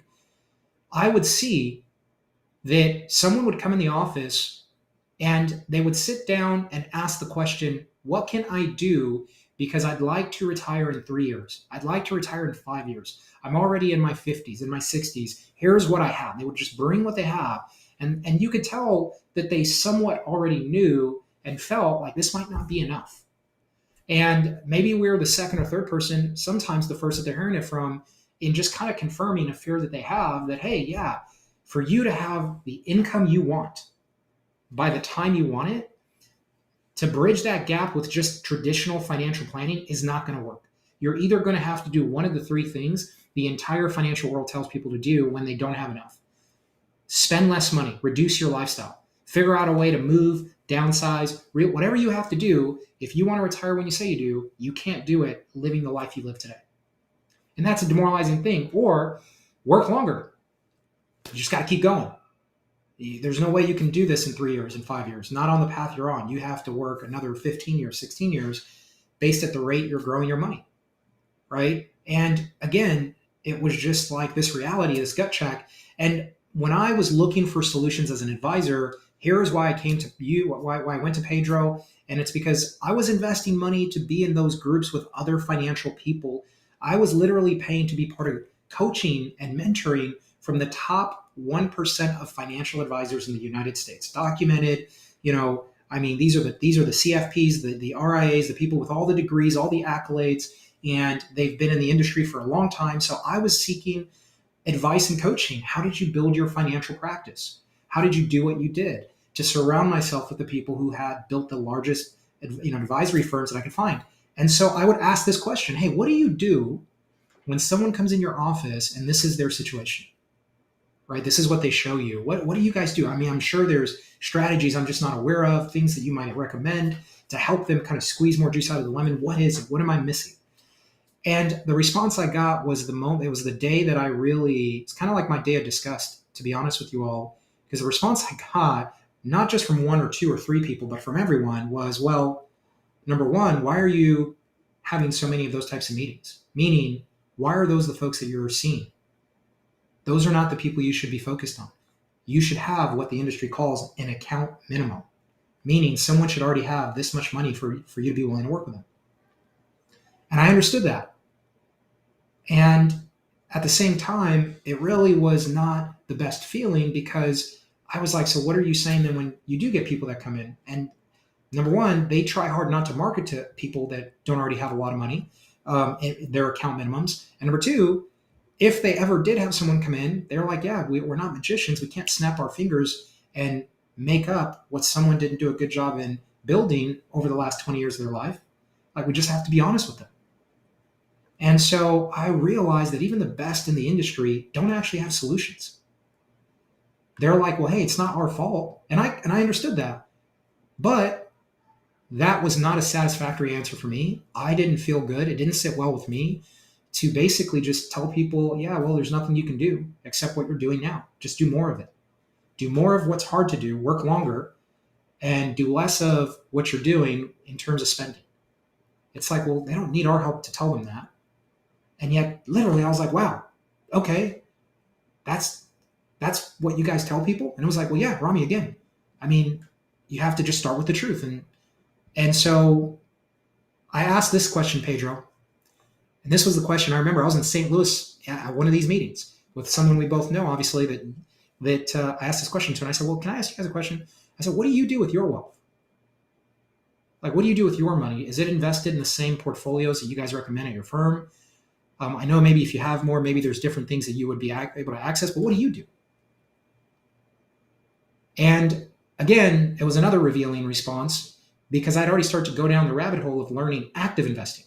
And what I saw was there is a major educational gap, even in advisors, when it comes to the thing that people come to them to get advice on, the stock market. And not in any bad way, but it's the difference between a mechanic and a car salesman. You can have a great car salesman who does a great job for you, helps you. We purchased a car not too long ago, worked with some great people. But if that car breaks down, it's the mechanic who's actually skilled enough to know what to do, and typically not the car salesman. And sometimes there's this reality in the industry where it's the same way. So I then went down the rabbit hole. I found the people who had been doing this for 25, 30 years, day in and day out, bull markets, good times, bad times, wars, interest rate tag. I found people who'd been doing this for a long time who understood options. And I learned this skill because for me, I wanted to have a solution for people. And I was willing to be honest with people and say, okay, yeah, doing the thing that you're doing isn't going to work. There's nothing I'm going to show you that is going to bridge the gap in a more meaningful way where you can retire maybe even sooner if you're just going to stay passive. But the assumption the industry was making is that people weren't willing to become active. It was this blanket assumption that, well, yeah, this is what you have to tell them because people are too busy. They got too much going on in life. They're not going to be willing to do what's necessary. And then when I brought this up, last but not least, I brought up, well, what do you think about this? Surely you've all heard of this. And the ones who actually had heard of it and used it, what they told me was what led us here, which is they kind of looked at me as I was explaining. They saw my enthusiasm. And I remember there was two people specifically, and they said, hey, Rami, just to be clear, you understand what you're saying is you want to teach people how to use a strategy that would render you useless. You want to basically teach people that you're trying to learn how to acquire as customers, how to effectively fire you if they learn this, because they wouldn't need you. And that was oh, okay, now I know why the industry is the way it is. And I get it. No one wants to teach people a strategy that means the more they get confident, the better they do, the less they need you to do what you're doing for them. And that's what led us here. Yeah. Nobody would do that unless they actually had a heart for their clients.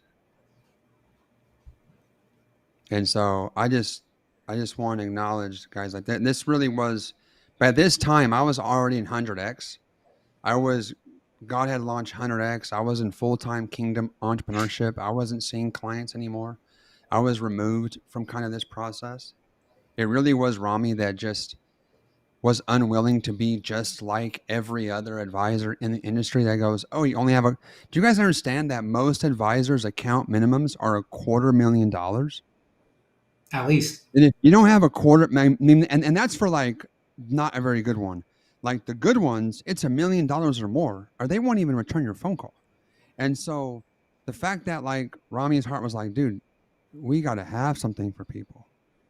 And that's, to me, when you talk about showing up and representing the kingdom in the marketplace, there's probably no better way that I think we were able to do that by helping people do just that.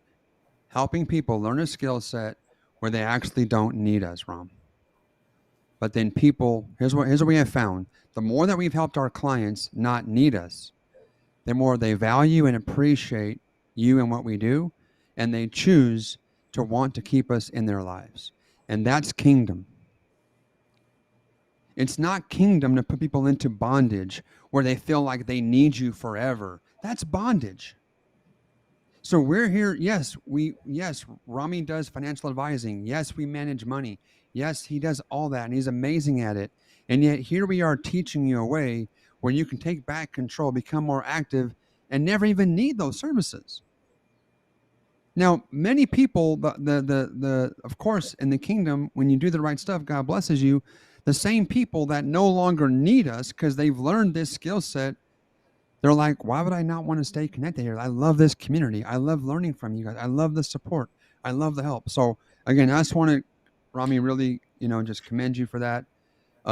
That's the one time you didn't take my advice, and I'm really glad about it. This is the one and only time that Rami didn't listen to me, and I'm very happy. So let's kind of just jump back in, but you guys have to know the context of how we ended up here, because you're not going to find, to my knowledge, we have never come across a financial advisory firm that actually manages money as part of what they do, teaching their clients how to do this. We have not come across any firm that is crazy enough to do this. And so this is definitely not normal, and yet we are so passionate because the fact is, the great majority of people in America will not make it with what the industry is doing, but they don't care because they get to make a great living. So let's get back, Ram, to this. I want to just kind of button up a few things here. So let's get back to our income conversation, and let me show you guys what this looks like. Okay. Let me show you guys a real example. So these are not just like this. I want to show you guys how you can make income with stocks. Okay. Have any of you ever had a rental property and you made money renting out your home?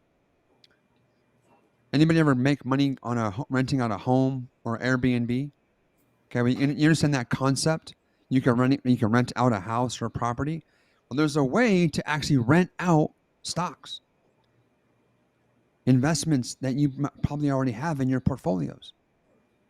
And one of the ways to do that is by selling a call. And this is a real example, Rami, from your live trading account. This is your money. This is not some example. This is literally like something that you just did recently, right?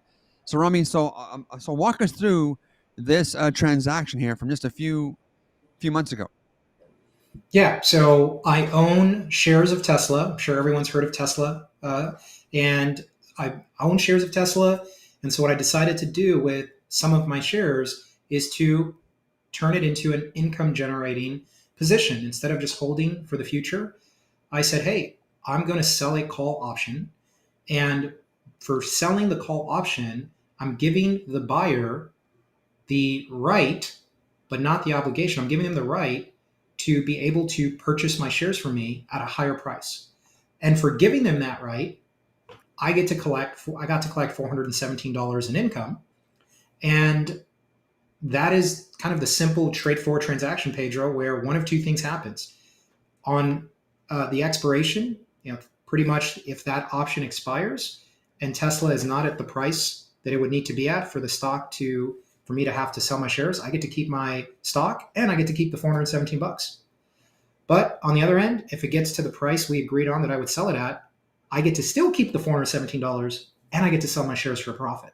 So this is a really cool way of saying, hey, if I'm focused on income and I really need to produce more income, then I can now sell call options and learn how to generate monthly income. Yep. So to recap, if Rami owns shares of Tesla in his portfolio, some of you could easily be owning these same shares. This is a company that has been recommended by a lot of advised institutions, or for sure you own Tesla in your S&P 500 index funds, right? So Rami sold one call option. He sold it. When you sell stuff, you get paid. So somebody bought this call option for Rami because they think Tesla was going to go up. And so Rami was happy to sell this call option. And if Tesla goes up, well, then guess what? He makes money. He got paid $417. And if Tesla does go up, then he'll sell his Tesla shares to the person that bought this call option for even a higher profit. So Rami's gonna make money two ways if Tesla goes up. He keeps his $417 and he gets to sell Tesla for even a higher price. And if Tesla stays flat or goes down a little bit, he keeps the $417 and he keeps his shares. So this is how you generate income selling calls. Now the question you should be wanting to know is, okay, Pedro, that sounds pretty cool. What kind of rate of return is that though? Well, I did the math for you. On the day that Rami did this, 100 shares of Tesla were worth $27,313. Okay? So Rami got paid, collected $417 to sell that one call option. He had to have $27,000 worth of value in Tesla stock to do that. So Rami made 1.5%. Pedro, 1.5%? That's terrible. I thought we were supposed to be making like 12 and 14 and 17 and 30%, 100%. Guys, he made 1.5% in 8 days. 8 days, not 12 months. How many of you probably think you probably own some Tesla shares in your portfolio somewhere? If you own a mutual fund, you got Tesla in there, guaranteed. if you own the S&P 500, if you have any index funds, you got Tesla in there somewhere. Okay. So Rami picked up 1.5%, 417 real dollars for giving someone the opportunity to buy those shares off him at an even higher price in just 8 days. And again, this is not like off of a textbook. This is a real trade in Rami's account. Okay. He literally sent me the proof today. Okay. And then Rami, here's a Microsoft trade you did around the same time, right? You guys know about Microsoft? Right? Is that a name you guys all know? I don't think so. Evelyn, can I learn this? Well, you can learn this. Can you self-learn this? I don't know. I guess, right? I mean, depends on the person, but Rami is a financial advisor, pretty sharp, and he's had probably a dozen mentors and $100,000 from mentors, and he's a licensed financial advisor. So if you're trying to do this on your own on YouTube, I would just wish you all the best of luck. I think that is a terrible plan, but you're more than welcome to try that and then let us know how that goes. So Rami, Microsoft, same exact thing. You own some Microsoft shares. You sold one call option on March 24th. You picked up 463, right, Rom? Yep, it was the same idea. It was like, hey, Same exact idea, covered call, right? Some shares of Microsoft I wouldn't mind selling for a profit, but I'd like to get paid to sell it for a profit. I'd like to get paid in addition. So I sold a covered call on Microsoft with the same idea. If it gets to that price, I'd be happy to sell it. And I get to keep the income I generate for giving someone else the right to buy it from me. How many of you guys would be okay getting paid to get paid? This is kind of like, yeah, this kind of makes sense. Okay. Now, if you love Microsoft and you love Tesla and you want to own those shares for the next 10 years, then you don't do this, right? Because there's a good chance those shares go up and then you're going to have to sell them at that price. So you don't do this with shares you want to hold on to forever. But the fact is, there's a lot of, probably most of what's in your portfolio now, you should care less about how long you own it. If you can make money like this, 1%, oh, Pedro, another measly 1% in 7 days. What are we talking about? I mean, guys, CD, it wasn't that long ago, banks were paying 1% for CD interest for 12 months. Okay, so are you guys catching the concept that you can rent out your stocks, get paid to get paid if they go up, and keep your shares and keep your rental income if they stay flat or go down? And then guess what? Sell another call. Rami, how often can you do this, Rami? How many times can we do this thing? How many times can you sell this call on these same shares in a year, typically? Oh, in a year, very conservatively, you could do it 11, 12 times in a year on the low end.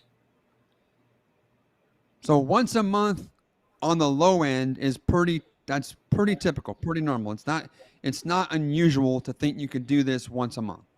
No, that's kind of the basic approach. Is the contract expires pretty much every 30 days. So every 30 days, you either sold your stock for a profit or you still own it and you get to do it again. Okay. Rami, are these like the biggest and best trades you've ever done in your life? Or would you say these are pretty typical, normal, bread and butter kind of trades for this strategy? Yeah, for this strategy, this is kind of the basic this is the basic approach. This is kind of the not doing anything complex approach. And it's exactly what you said earlier. I looked at my portfolio and I said, what part of my portfolio do I want to keep for growth because I want to own these stocks forever? And what part do I want to turn into an income producing account for us? And that's what I run this on. And so this is pretty typical. This is kind of month in and month out. Okay, perfect. Okay. Now, let's keep going here, Rom. I want to be wrapped up here in about 8 minutes. So, my friends, Let me ask you this question. Look back at your Goliath number. Look back at that number. Look back at that number and answer this question. Which do you think is more realistic? There's two ways you can approach trying to fill your income gap, your retirement gap. There's two ways.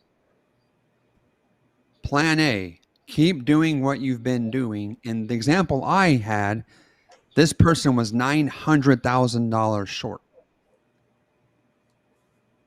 They had to find a way to come up and save an extra $900,000 to bridge their $36,000 income gap following the nutritional plan. Okay? Now, your numbers are going to be different, but look back at that number and how you guys looked at it and said, there's Pedro, there's no ways, but which was going to mean delay, defer, hope, and wait. Work till you die for many people, but why do that when you can become an active investor? And what if you only needed to have $100,000 to generate the same amount of income? Because Rami's showing you a very modest, conservative, like the most basic entry-level approach is doing that, 1%, 1.5% per month. That is like the most simplest, basic approach. But there's ways to kind of be a little bit more, right, Ram? A little bit more kind of, I would say a little bit more diligent, a little bit more, slightly more active, and see that 1% become 2, even 3%. So what do you guys think is more realistic? To find a way to come up with $900,000 or to learn a skill set that would allow you to create the same amount of income off of $100,000? See, that's the unlock here. The unlock here is going from passive to active, learning a skill set. God has given you the power to get wealth. You using your mind, using your hands, learning a skill set to actually work with the money. The master gave his servants money. He said, go work with this money, go trade it, go do business with. This is literally what the parable of the mines is all about. So if there was a way you could learn a skill set to get the same income with way less money, which one of these actually is the most realistic way to get to that number? A or B? Put it in the chat. Should be obvious. Okay. So what if there was a proven plan and path for taking you and helping you go from being passive saver at the mercy of your job and stock market to becoming an active investor that learns how to consistently generate the income you need or want as a profitable options investor? What if that was actually possible? And by now you guys know it is. Well, my friends, that is possible. And that's what we do and teach in the Kingdom Wealth Club. Retire sooner, retire better, so you can unlock true riches. And that is the whole reason why we have this program and teach this to our members. Who is this program for? It's definitely not for everyone here. Okay, we've been doing this long enough to know it's not for everyone here. This program is for kingdom-minded investors who want to go from being passive savers to active stewards, active multipliers. Okay, active. This is not a lottery ticket. This is not Rami trading your money for you. This is not you sending us money to invest for you. This is you having your own account with your own name, with your own logins, and you learning how to do this. Okay? Rami, we didn't talk about time, but for you and the students who are successfully doing this, about how many hours a week does it take to actually run this income strategy? Yeah, and I've been very mindful of that, and it takes about 2 to 3 hours max, Pedro, to run the strategy. And that's not 2 to 3 hours at one time. It's 40 minutes here, maybe an hour there. But I've looked at this, and it's a scenario where you're going to spend about 2 hours to 3 max. 2 or 3 hours a day? A week. 2 or 3 hours a week. Yes. Okay. How many of you guys think you might be able to find 2 or 3 hours a week, go from passive to active, to even get close to these type of results? How many of you guys think you have a much better shot of doing that following Rami, looking over his shoulder, looking exactly at what he's doing, or searching on YouTube? Okay. All right. Now, this is not for everyone. I want to be very clear. Okay. This is for people that want to take back control. They're ready to get to work and learn something. You're going to have to learn something. You're going to have to deal with the fact that there's going to be new concepts, new language, new terms. You're going to have to learn something. If you want something that you've never had, you're going to have to do something you've never done. I can't even tell you the thousands of guys I've been teaching and coaching and mentoring people in the kingdom since 2018. I cannot tell you how many people who love God, who with tears in their eye, crying, telling me how bad they want to change, and they're not even willing to show up on a call.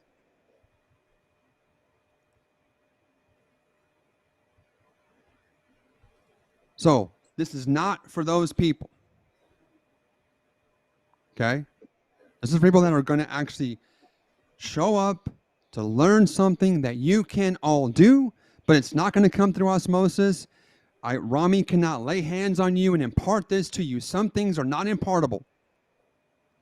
I love the impartation. I love laying on of hands. I've been prayed for by Bill Johnson, Heidi Baker, some amazing people. Okay, and I'm telling you right now, this does not come through the laying on of hands. This is a skill set you're going to have to learn. All right. So we're going to talk more about the Kingdom Wealth Club immediately after this call.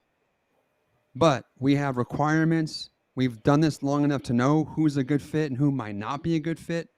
So if you're looking to take time, if you're looking to retire sooner, retire better, and unlock true riches and kingdom purpose, then the Kingdom Wealth Club is for you. Here's a couple of our students who are very active. We're taking this very seriously. One says, I don't think people understand, Pedro, how incredible this is. I'm in a mastermind with physicians. I'm not a doctor, but they are all dying to learn this. When they heard about it, they got so excited. They love real estate, but the more they learn about this, this is more passive. Okay. So anyhow, we'll talk more about this for those that are interested. So we're going to wrap up day 3. Here is your next steps to learn more about the Kingdom Wealth Club. Look at me, right on time, top of the hour. Okay, KWC Apply. KWCapply.com. There's going to be like literally 4 to 5 super simple questions. They can be answered in literally 3 minutes or less. Okay, those questions are going to allow me to know if you're probably a good fit for this program. And I built this form. So I built this form. It's an online form. Based on how you answer it, you're either going to get taken to the Zoom room right now. We're going to open up a Zoom room. We're going to talk about the program. We're going to talk about all the details. We're going to talk about what's included. We're going to talk about the investment, all the details you need to know for those of you that we think are a good fit. And if you're not a good fit for the program, then I don't want to waste your time telling you about something that's probably not a good fit for you. I want to respect your time. And we've just done this now long enough to know kind of how, about how much time people have and about how much, and really how much capital they have to be able to learn and apply this. Okay. So this is a true application. Not everyone who applies is going to get the link. I know that for a fact because I built the form myself. Okay. So if you do not get the Zoom link, just know that based on things that you said in the application, allow me to think that this might not be the best fit for you. For those of you that I thought would be a good fit, then you're going to be given a Zoom link to go right now to a Zoom room. I'm going to pop over there right now. Me and Rami are going to a different Zoom room right now. We're going to hang out for another maybe 10, 15, 20 minutes and let you guys all know about the Kingdom Wealth Club. So I'm going to have Karim put on the clock 5 minutes. Okay. This concludes day 3 of our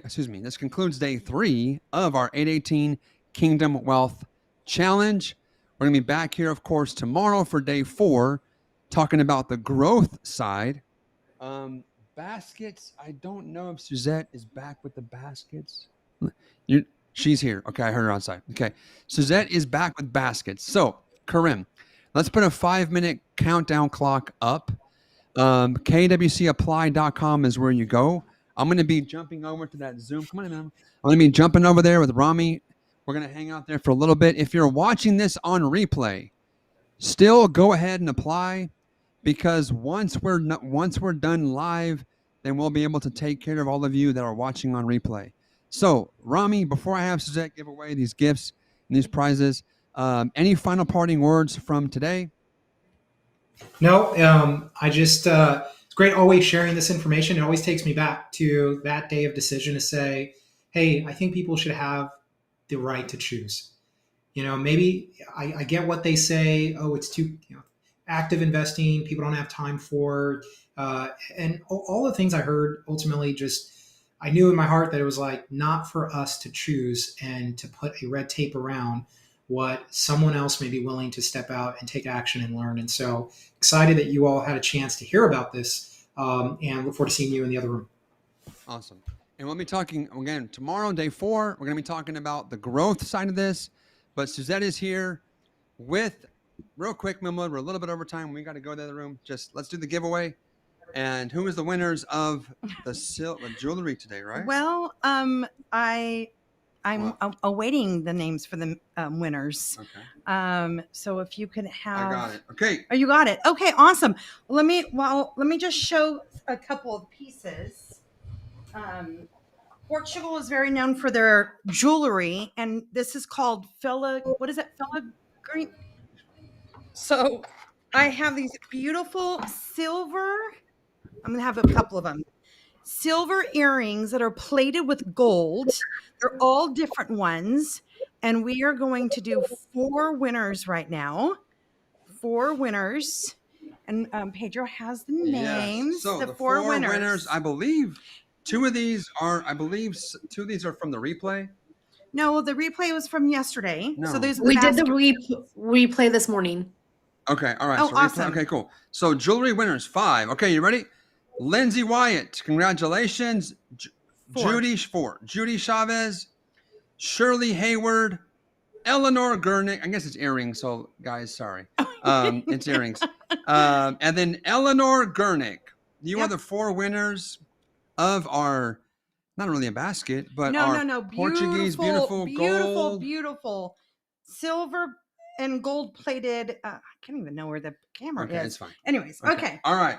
Thank you, Milmwood. You're welcome. All right, my friends. Well, now it's official because the baskets, the winners have been given. Love you guys so much. We are just getting started here. Day 3. We got 2 more powerful days to go. And kwcapply.com is where you go. I'm going to head over there right now, Rami and I, to talk to those of you that want to learn more about the Kingdom Wealth Club. Retire sooner, retire better, so you can unlock true riches. Love you guys so much. God bless. See you guys back here live tomorrow morning, 9 a.m. for day 4. And for a bunch of you, we'll see you over in the next Zoom room.